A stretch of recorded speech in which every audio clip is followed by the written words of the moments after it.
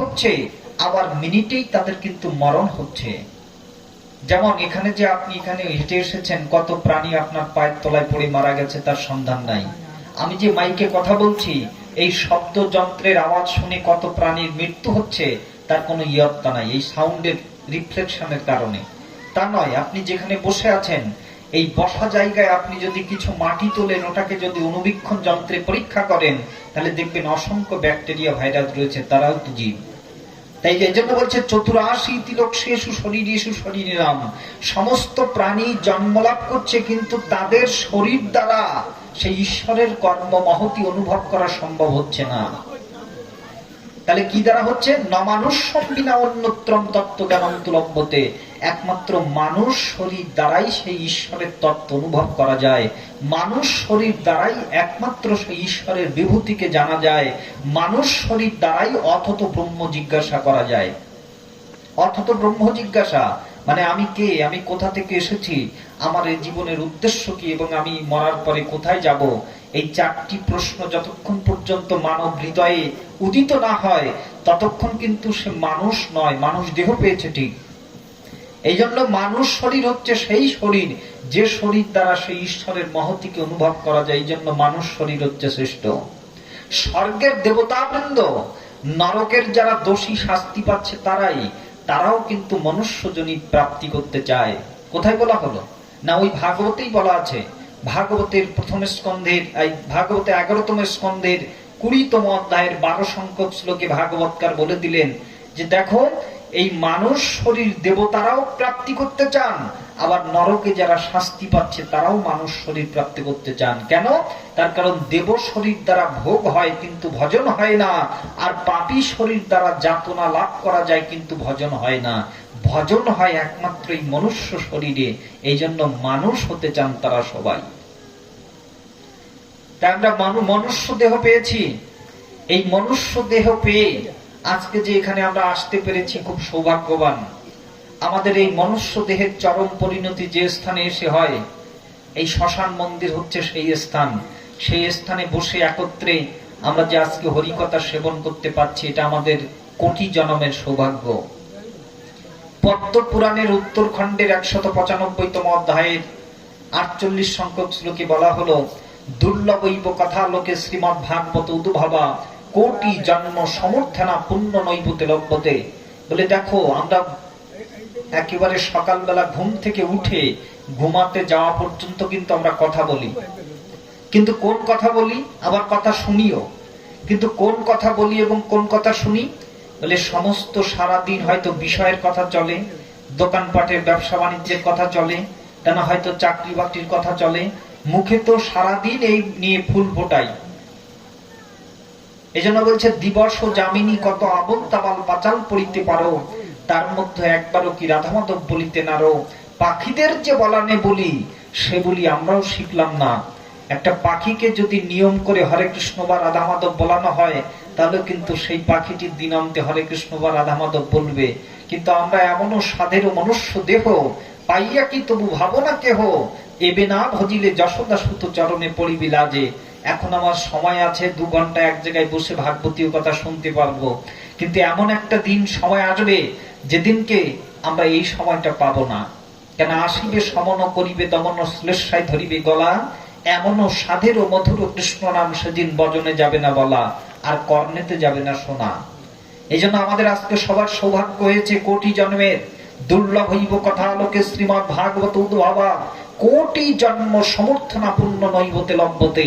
কোটি কোটি জন্মের পুণ্য সঞ্চয় থাকলেই তবে এই স্থানে বসে শ্রীমদ্ ভাগবতীয় কথা শুনবার জন্য আমরা আসতে পেরেছি। আমরা দেখেছি ভারতের একটা কিছুকাল আগে ভারত ভূমিতে একটা তীর্থে সকলে স্নান করেছে। সেই তীর্থটার নাম হচ্ছে প্রয়াগ তীর্থ, যাকে মহাকুম্ভ মেলা বলছে। এই মহাকুম্ভ মেলা 140 বছর পর পর একবার আসে। তো সেখানে মিডিয়ার মাধ্যমে আমরা জ্ঞাত হয়েছি যে সেখানে 66 কোটি লোক পুণ্যার্থী সেখানে স্নান করেছে। না, তাদের উদ্দেশ্য কি? উদ্দেশ্য হচ্ছে পূর্ণ সঞ্চয় করা। কিন্তু আমরা যারা, আমাদের সৌভাগ্য হয়নি যাদের প্রায় এক তীর্থে গিয়ে মহাকুম্ভের মেলাতে স্নান করার, আমাদের জন্য একটা শুভ সংবাদ দিলেন এই পদ্ম পুরাণ। পদ্ম পুরাণের উত্তরখণ্ডের 195তম অধ্যায়ের 36 সংখ্যক শ্লোকে পদ্ম পুরাণকার বলছে, ন গঙ্গা ন গয়া কাশী ন পুষ্করাহা কথায় ভাগবতস্য সমাহাপুণ্য ফলেন চ। বললেন গয়া যাও, কাশী যাও, সমস্ত তীর্থক্ষেত্র পর্যটন করে যে ফল লাভ হয়, খুব মনোযোগ দিয়ে শুনবেন, সমস্ত তীর্থক্ষেত্র পর্যটন করে যে ফল লাভ হয়, এখানে বসে যদি আপনি কায় মনোবাক্যে শ্রীমদ্ ভাগবত কথা শুনতে পারেন, তাহলে ওই কোটি তীর্থ পরিভ্রমণ করে যে ফল হয়েছে, এইখানে বসে আপনি সেই ফল প্রাপ্তি করতে পারবেন। শ্রী গুরু নিতাই গৌর প্রেমানন্দে হরি বল।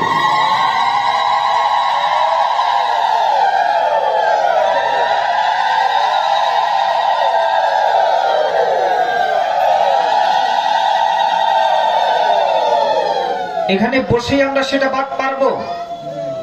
তাহলে এখানে বসেই যখন পারবো, এই বসতে গেলেও কিছু যোগ্যতা লাভ করে বসতে হবে। যেন তেন প্রকারেণ বসে শুনলেই কি হবে, নাকি আমার মন রয়েছে অন্য জায়গায়, আমি এখানে কর্তব্য জ্ঞানে বসে আছি, বা বন্ধু বান্ধব এসেছে তাই বসে আছি, তাদের জন্য অপেক্ষা করছি, বা প্রসাদ পাওয়ার জন্য বসে আছি, না। বৃহৎ নারদীয় পুরাণের প্রথম অধ্যায়ের 75 সংখ্যক শ্লোকে নারদ মুনি বললেন যে ভাগবতীয় কথা সেবন কালে, ভাগবতীয় কথা সেবন কালে কখনো অন্য কথা বলতে নাই, অন্য কথা শুনতে নাই। তাহলে শুনলে কি হবে? বলে স্বজাতি নরকম ঘোরম যাবদাশ্চন্দ্র তারকম। যদি আমরা অন্য কথা শুনি বা অন্য কথা বলি, তাহলে এই সামান্য অপরাধের জন্য, কেন এই স্থানে আমরা এসেছি আজকে সকলে পুণ্য সঞ্চয় করে নেওয়ার জন্য, তবে এই স্থানে এসে পাপও হতে পারে। হ্যাঁ, পাপও হতে পারে। যদি আমি সেই কর্ম সম্পাদন করতে না পারি, যে উদ্দেশ্য আমি এসেছি সেই উদ্দেশ্য যদি ব্যাহত হয়ে যায়, তাহলে এখান থেকে পাপও সঞ্চয় হতে পারে। যদি অন্য কথা বলি, অন্য কথা শুনি, তাহলে কিন্তু আমাদের পাপ হবে। এই পাপের জন্য পৃথিবী থেকে যতদিন পর্যন্ত এই চন্দ্র সূর্য দর্শন হবে, ততক্ষণ পর্যন্ত কিন্তু এই আমাকে নরকে বসতে হবে। কাজেই সাবধান। যদা ভাগবত কথা বদন্তি তদা মৌনম ভাবে। যেখানে ভাগবতীয় কথা হয়, সেখানে মৌন অবলম্বন করে শোনো, আর দ্বিতীয় কোনো কর্ম নাই। এখানে শুধু শোনাই কর্ম। এই শোনাই হচ্ছে সাধনা। আমরা পারবো না গরমকালে অগ্নিকুণ্ডের মধ্যে সাধনা করতে, আমরা পারবো না শীতকালে বরফের মধ্যে সাধনা করতে। পারবো? সেই বল, বুদ্ধি, ক্ষমতা, মেধা আমাদের কি আছে? নাই। তাহলে আমরা পারবো কি না? বসে বসে শ্রী গোবিন্দের অমিয়ময় লীলা কথা, শাস্ত্র কথা, এগুলোকে শুনতে পারবো এবং নিজের জীবনকে সংশোধন করতে পারবো। এটাই হচ্ছে জীবনের সার্থকতা। তাই ভাগবত বললেন, তুমি প্রাপ্ত হয়েছ নিরিদেহ মাধ্যম সুলভম সুদুর্লভম। কিন্তু এই দেহ দ্বারা করছো কি? আমরা দেহ দ্বারা করি কি? এ জগতে ধনী সদা ব্যস্ত থাকছে ধনের আশায়। যারা একটু, যাদের টাকা পয়সা বেশি হয়, তারা শুধু টাকা পয়সা সম্পত্তি নিয়েই তারা থাকে। ধনী সদা ব্যস্ত থাকে ধনের আশায়। বলছে অনেক হয়েছে, থাক, আর না, এরকম তারা বলে না। যত আসছে তত আসুক, আরো আসুক, এই চিন্তায় তাদের হয়তো রাতে ভালোভাবে ঘুমও নাও হতে পারে। এই জন্য ধনী সদা ব্যস্ত থাকে ধনের আশায়, দরিদ্র জনেরা থাকে অন্যের চিন্তায়। আর যারা দরিদ্র জন, তারা থাকে অন্যের চিন্তায়। প্রভু আগামী দিন কি জোটাবেন, কিভাবে খাবো, কিভাবে কি খেতে পারবো, তারা অন্যের চিন্তায় দিন অতিবাহিত করেন। কুলীন জনেরা সদা কুলগর্ব করে। যারা উচ্চ বংশজে জন্ম লাভ করেছে, তারা কি করে না, তারা কুলের গৌরব করছে, যে দেখো আমি কত বড় বংশে জন্ম লাভ করেছি, আমার এর জন্য গর্ব, অহংকার সবই আছে। আর চোর ঘুরছে এটা সেটা চুরি করিবারে। চোর কি করছে? চোর দেখছে যে সবাই চলে গেছে ভাগবত অনুষ্ঠানে, এইবার সুযোগ পেয়েছি, এটা সেটা চুরি করিবার জন্য সে বেড়াচ্ছে। এই মতো মায়াবদ্ধ জীব সমুদয়, মায়াবদ্ধ জীব সব মায়াতে মজয়। আমরা কি বলে? এগুলো হচ্ছে মায়াবদ্ধ জীবের কর্ম। মায়াবদ্ধ জীব সব মায়াতে মজয়। একজন মরে যদি কাঁদে তিনজন, কিন্তু আপনি মরিবে ইয়া ভাবে না কখন। চোখের সামনে আপনার দাদু মারা গেল, আপনার বাবা মারা গেল, একদিন যে আপনাকে আমাকে সকল বন্ধন ছেড়ে এখান থেকে চলে যেতে হবে, এই জ্ঞানটাই কিন্তু আপনার আমার হয় না।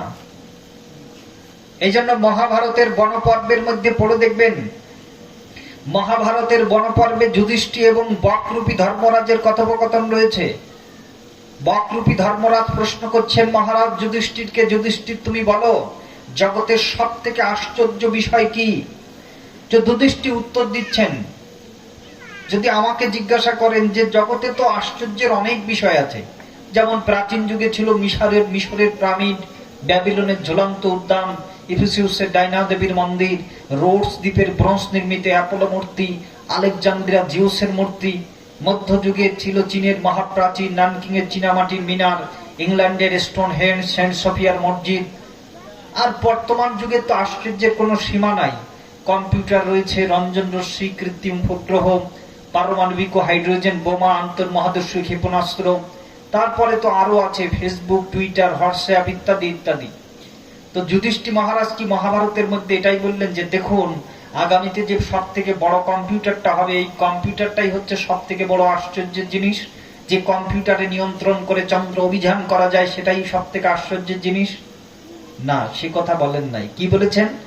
বললেন অহনি অহনি ভূতানি গচ্ছন্তি ইহ জমালয়ম শেষা স্থাবরম কিম আচার্য অতপরম। হয়ে শোনো জীব, শোনো বকরূপী ধর্মরাজ, তোমাকে আমি বলি জগতের সব থেকে আশ্চর্য জিনিস হলো অহনি অহনি ভূতানি গচ্ছন্তি ইহ জমালয়ম।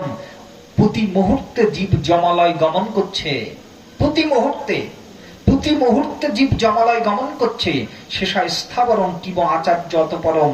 শেষে যারা থাকছে তারা মনে করছে যে আমার বন্ধুটি মরে গেছে, কিন্তু আমি হলাম অমর, আমার আর কখনো মৃত্যু হবে না। এজন্য বললেন দিনে দিনে জীবগণ যায় যম ঘরে, তথাপি যাহারা থাকে তাহারা মনে করে আমরা তো চিরজীবী গো, হব না তো ক্ষয়। ইহার থেকে কি আশ্চর্য আছে মহাশয়? জগতে এর থেকে আর কোনো আশ্চর্যের বিষয় নাই যে আমার বন্ধুটি মরে গেছে, কিন্তু আমি এমন ব্যাকুল, আমার এখনো জ্ঞান হয় নাই যে আমাকে জগতে মনুষ্য দেহ রূপে দেওয়া হয়েছে, আমার এখানে এসে করণীয় কর্তব্য কি? তাই ভাগবত বলছে তোমাকে একটা সুযোগ দিলাম, নিদেহ মাদ্যম সুলভম সুদুর্লভম প্লবম সুকল্পিতম গুরু কর্ণধারম। প্লব মানে হচ্ছে নৌকা, এই দেহটা হচ্ছে নৌকা। এই নৌকাটা চলছে কোন নদীর উপর দিয়ে? নৌকা তো নদীতেই থাকে নাকি, জলে থাকে না? তো কোন নদীর উপর দিয়ে চলছে? বলে এটা চলছে হচ্ছে ভব নদীর উপর দিয়ে। এই ভব নদীটা কি?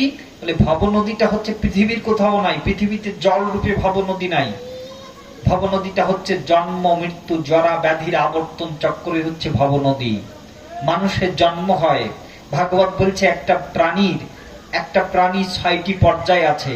যেমন একটা ফুল কড়ি রূপে জন্ম লাভ করে, জন্ম বৃদ্ধি স্থিতি উৎপাদন ক্ষয় এবং বিনাশ। একটা ফুল কড়ি রূপে জন্ম লাভ করেছে, কড়ি রূপে জন্ম লাভ করে ফুলটা দিনে দিনে বাড়তে থাকে, বাড়তে বাড়তে এক সময় পূর্ণাঙ্গ ফুলে পরিণত হয়।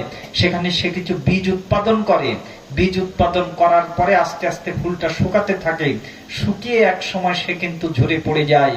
এই জন্য মহাজন কলম দিয়েছেন, শেফালিকা ফোটে দেখো গভীর নিশীতে, গন্ধ বিলায় শেষে ধরে প্রভাতে, মানুষও তেমন ফুলেরই মতন, তাহার ইশারায় ঝরে যায়, যারে আপন ভাবলি রে মন কেউ তো আপন নয়, এই পৃথিবীর পান্তশালায় সবই মায়ার অভিনয়। বলেন ভাবছো কি রে ও পথিক ভাই, তুমি আসিয়াছ বহু দূর, ওরে গানে কি বাজে না তোমার বিদায় বেলার নিদান সুর। ওই ঝড় উঠেছে নীলা আকাশে, দেহ ঘর ভাঙবে বাতাসে, ঝড় উঠেছে নীলা আকাশে, এই দেহ ঘর ভাঙবে বাতাসে, রাধা বল্লভ বল্লভ অবশেষে, পথারা পথিকের তরে, মনে কি পড়ে না পথিক, তুমি আসিয়াছ কত দূরে, মনে কি পড়ে না পথিক। কত দূর দূরান্ত পাহাড় নদী তুমি করিয়াছ অতিক্রম,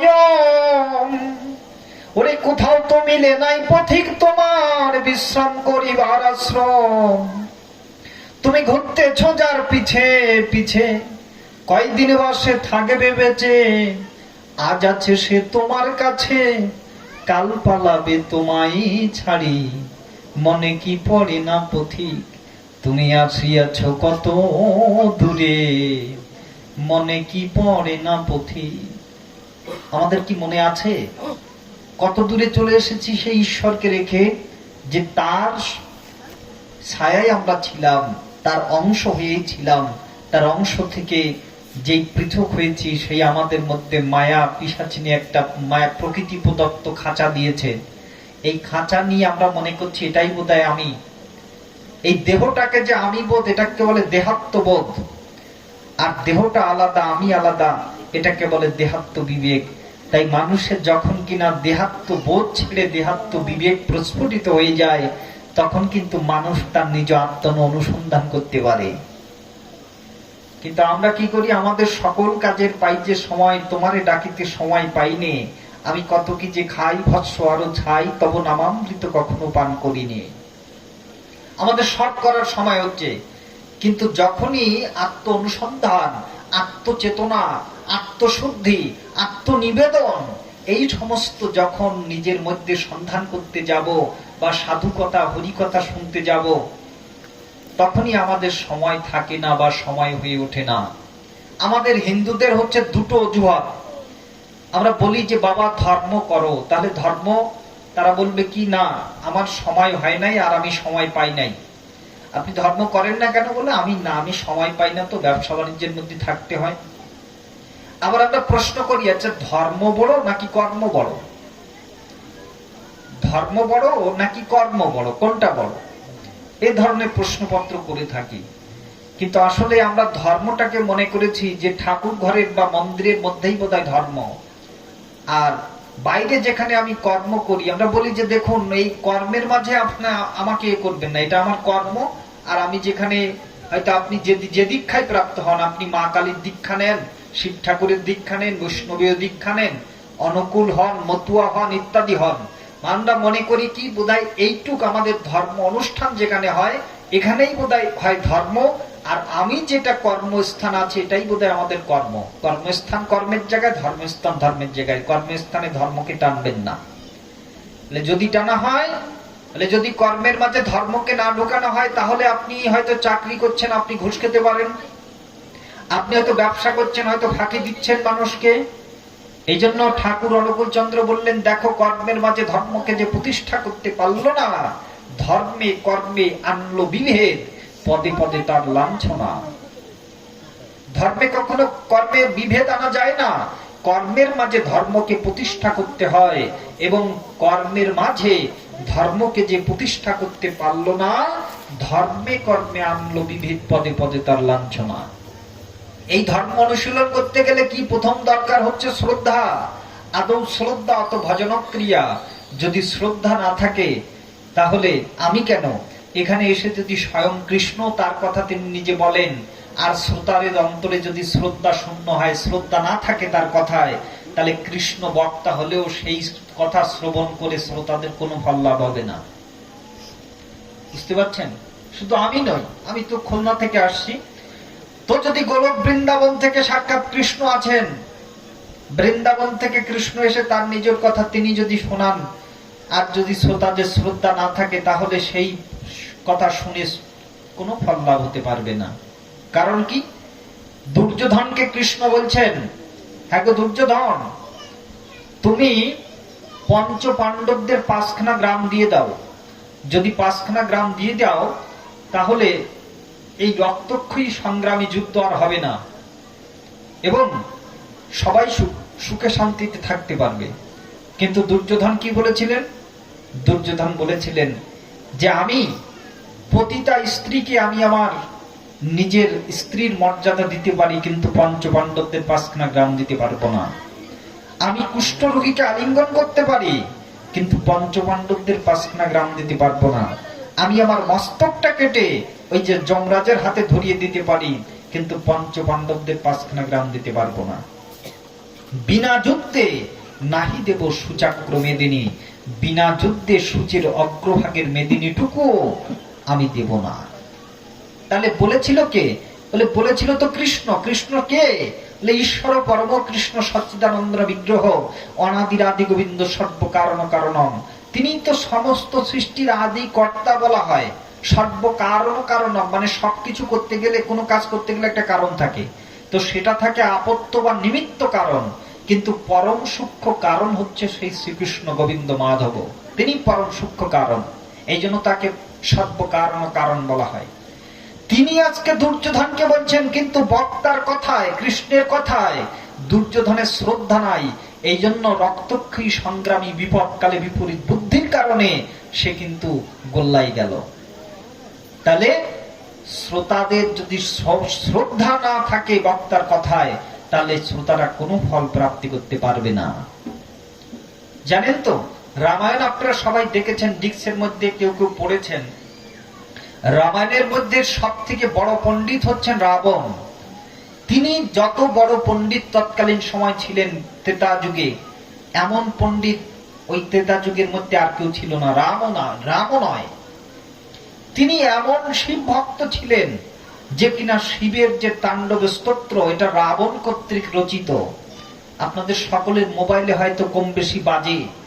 আমি জটাটবি গলজ্জল প্রবাহ পাবিতস্থলে গলে বলম্বলম্বিতম ভুজঙ্গ তুঙ্গ মালিকম ডমট ডমট ডমট ডমন নিনাদবড্ডমর বজম চকোর চন্দ্র তাণ্ডবমর্তনে তুনা শিব শিবম জটাকটাহ সম্ভ্রম ভ্রমানলিম্প নির্ঝরি বিললবি জীবল্লরি বিরাজমান মূর্ধনি ধগৎ ধগৎ ধগৎ জলাল্ললাটপট্ট পাবকে কিশোর চন্দ্রশেখরে রতি প্রতীক্ষণম মম ধরাধরেন্দ্র নন্দিনী বিলাস বন্ধ বন্ধুর স্ফুরদ্দিগন্ত সন্ততি প্রমাদমান মানসে কৃপা কটাক্ষ ধরণী নিরুদ্ধ দুর্ধরাপদী কচিত দিগম্বরে মানবিনাদমে বস্তুনি। কেউ যদি সকাল সন্ধ্যায় শিব তাণ্ডব স্তোত্র যদি পাঠ করে, তাহলে তার জিহ্বার আড়ষ্ট কেটে যায়, তাহলে তার অ্যাজমা রোগী সে ভালো হয়। তাহলে এর স্রষ্টাকে, লেখককে? বলে লেখক আর কেউ নয়, লেখক হচ্ছে রাবণ। সেই রাবণ যখন সীতাকে চুরি করতে গিয়েছিল, তখন গুরুজনেরা বলেছিলেন এভাবে একজন পরস্ত্রীকে হরণ করা যায় না, কিন্তু গুরুজনের কথায় শ্রদ্ধা না থাকার কারণে আজকে তার সব অংশে ধ্বংস হতে হয়েছিল। তাহলে শ্রদ্ধাটাই প্রয়োজন। আদৌ শ্রদ্ধা তো ভজন ক্রিয়া, প্রণিপাত, পরিপ্রশ্ন, সেবা, শ্রদ্ধা, ইন্দ্রিয় সংযম, তৎপরতা, এই 6টি পর্যায়ে ক্রমে আমাদের জ্ঞান সম্পদ লাভ হয়। যদি আপনার মধ্যে শ্রদ্ধা না থাকে, তাহলে সব মিথ্যা হবে। এই জন্য বলছে, কোন জীবের, কোন ভাগ্যে কোন জীবের যদি শ্রদ্ধা বটে হয়, তখনই সেই জীব সাধু সঙ্গ করায়।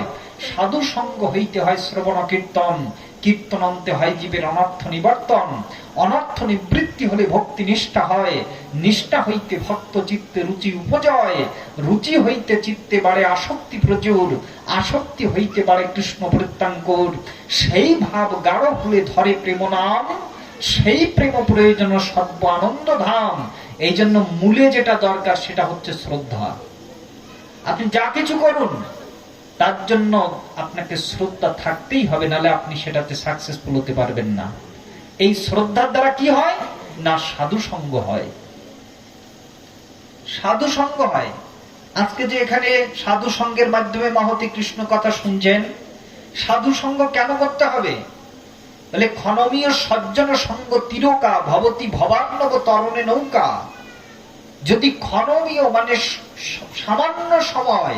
সামান্য সময়ও যদি কেউ সাধু সঙ্গ করতে পারে, সজ্জন সঙ্গ তিরকা ভবতি ভবার্ণব তরণে নৌকা, তাহলে এই ভবসাগর পাড়ি দিতে গেলে তরণে পারে তার নৌকা হয়ে যাবে। ওই সাধু সঙ্গরূপ নৌকায় সে অনায়াসে পার হয়ে যেতে পারবে। এই জন্য পরাশর ঋষি বলছেন, পরাশর গীতায় 4th অধ্যায়ে, গীতা অনেক গীতা রয়েছে, আমরা সাধারণত পাঠ করি শ্রীমদ্ ভগবত গীতা, আরো অনেক গীতা আছে, ঈশ্বর গীতা, গুরু গীতা, ব্যাস গীতা, রস গীতা, রসগীতা, ললনা মঙ্গল গীতা, শিব গীতা, গুরু গীতা, পাণ্ডব গীতা ইত্যাদি। আমি জীবদ্দশায় পড়েছি প্রায় 25খানা গীতা। এই পরাশর গীতার বক্তা হচ্ছেন পরাশর মুনি। তো পরাশর মুনি বলছেন যে, যাদৃশনহি বর্ণতে ভাবতে শুক্লম অম্বরম তাদৃশম কুরুতে রূপম দেবম বহিমে। বলে, দেখো সাধু সঙ্গ করলে কি হয়। যেমন আমার কাছে একটা শ্বেত বস্ত্র আছে, সাদা কাপড়, এখানে 2টো রঙের বালতি আছে, একটা হচ্ছে লাল রঙের বালতি, একটা হচ্ছে নীল রঙের বালতি। এই সাদা কাপড়টাকে যদি আমি লাল রঙে চুবিয়ে দিই, তাহলে রংটা কি হবে বলুন আপনারা? কি হয়ে যাবে? লাল হয়ে যাবে না? সাদা থাকবে? এটাকে যদি নীল রঙে চুবিয়ে দিই তাহলে এটার রং কি হবে? নীল হবে না। এই জন্য সাদা বস্তুর, সাদা কাপড়ের গুণই এমন, যে রঙের সাথে একে মেশাবেন সেই রঙেই সে বিভাবিত হয়ে যাবে। এই জন্য আমাদের মনটা হচ্ছে এমন, আপনি যদি অসৎ সঙ্গ করেন, আপনি চান বা না চান আপনি অসৎ হতে বাধ্য হবেন। আর আপনি যদি সৎসঙ্গ করেন, সাধু সঙ্গ করেন, বলা হলো সাধু সঙ্গ, সাধু সঙ্গ সর্বশাস্ত্রে কয়, লবমাত্র সাধু সঙ্গ তার কৃষ্ণ প্রাপ্তি হয়। আপনার মনের অজান্তেও যদি আপনি সাধু সঙ্গ করেন, তাহলে সাধুর গায়ের বাতাস লেগেও আপনি সাধু হতে বাধ্য হবেন। নিতাই গৌর প্রেমানন্দে হরি বল।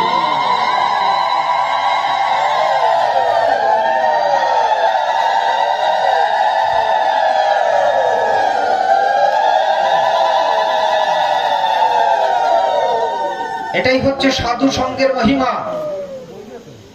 এই জন্য বলছেন, সৎ যদি হয় সঙ্গ তোমার, ভাব যদি হয় মহান উচ্চ, বিশ্বের দ্বারে সাধনা তোমার হবে না ব্যর্থ, হবে না তুচ্ছ।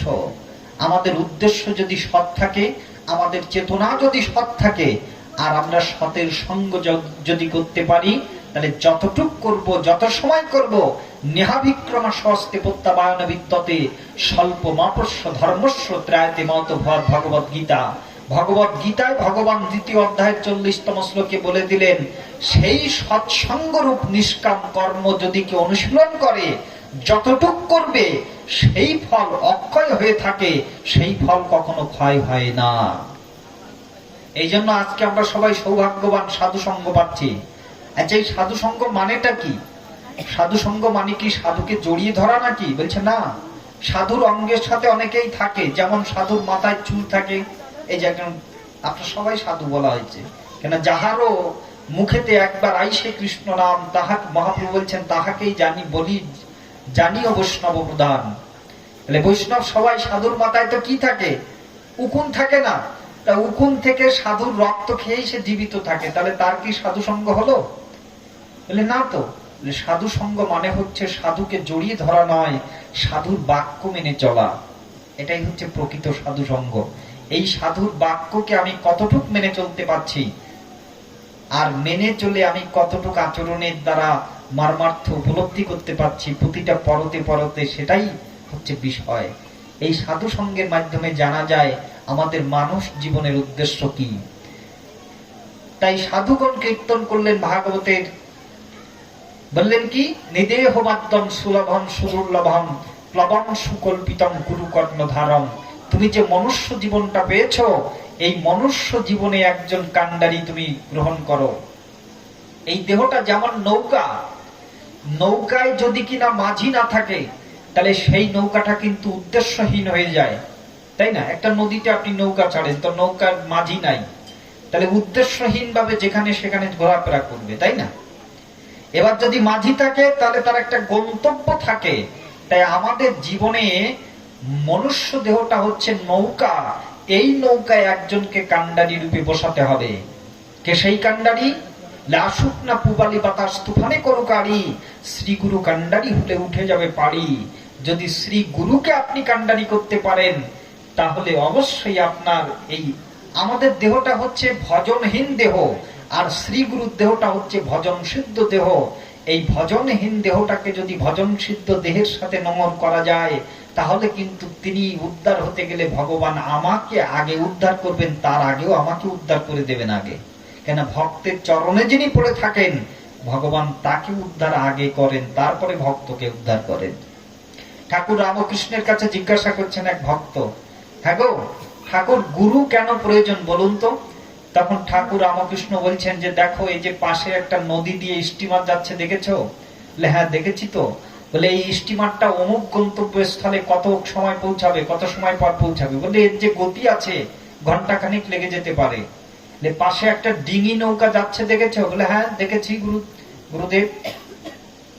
তা এই ডিঙি নৌকাটা ওই গন্তব্যে কত সময় পৌঁছাবে? এই ডিঙি নৌকাটা পৌঁছাতে গেলে তার 6 থেকে 7 ঘন্টা লেগে যাবে। কেন? গতিটা মন্থর গতি, খুব ধীরে। তাহলে এই ডিঙি নৌকাটাকে যদি স্টিমারের সাথে বেঁধে দেওয়া হয়, তাহলে ডিঙি নৌকাটা কতক্ষণে পৌঁছাবে? বললেন স্টিমারের সাথে একসাথেই পৌঁছে যাবে। এই জন্য বললেন গুরু এজন্যই প্রয়োজন। শিষ্যের দেহ হয় ভজনহীন দেহ, আর গুরুর দেহ থাকে ভজন সিদ্ধ দেহ।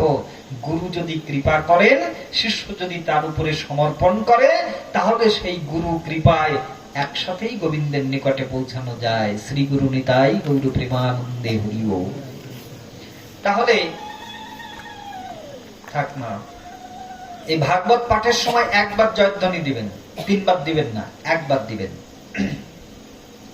তাহলে এজন্যই গুরু প্রয়োজন।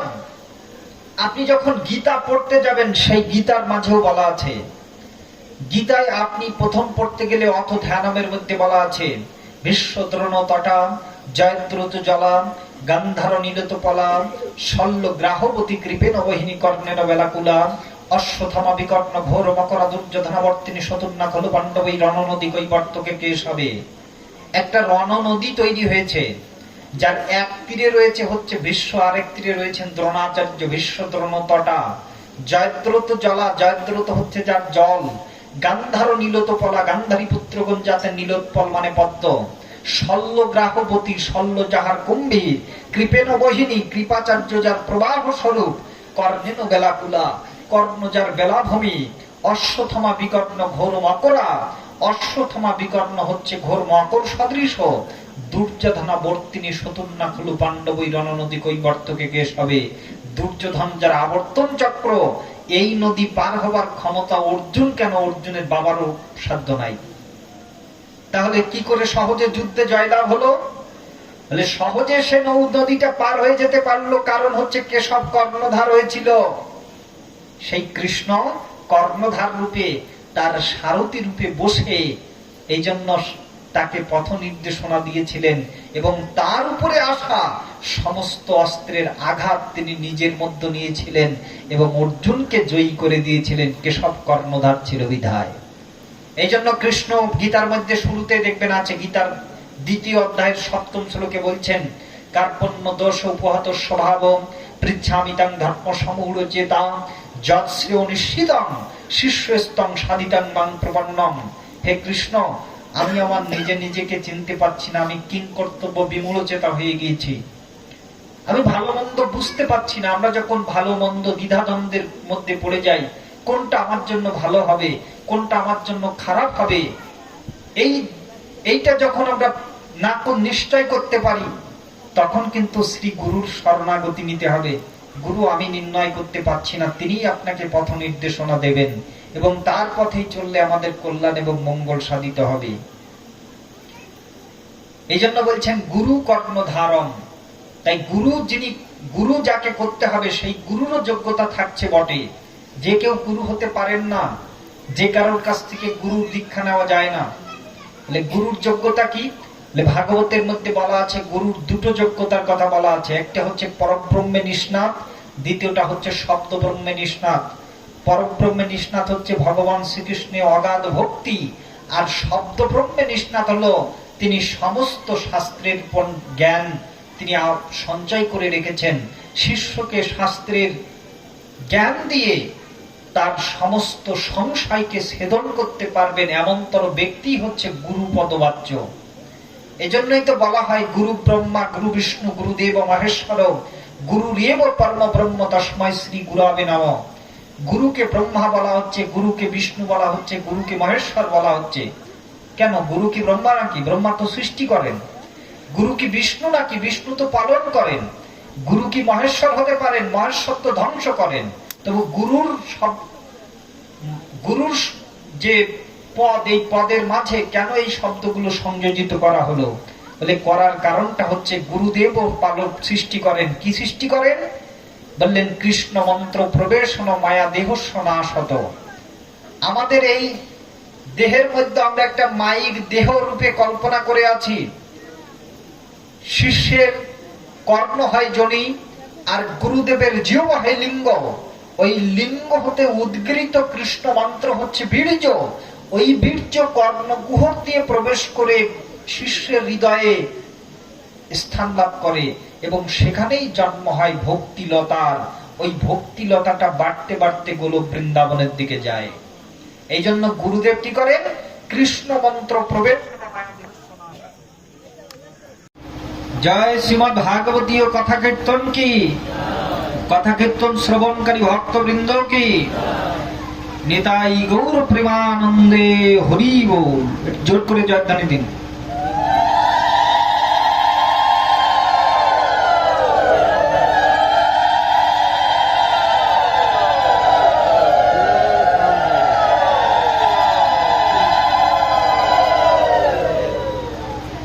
তাহলে গুরুকে ব্রহ্মার জন্যই বলা হয়।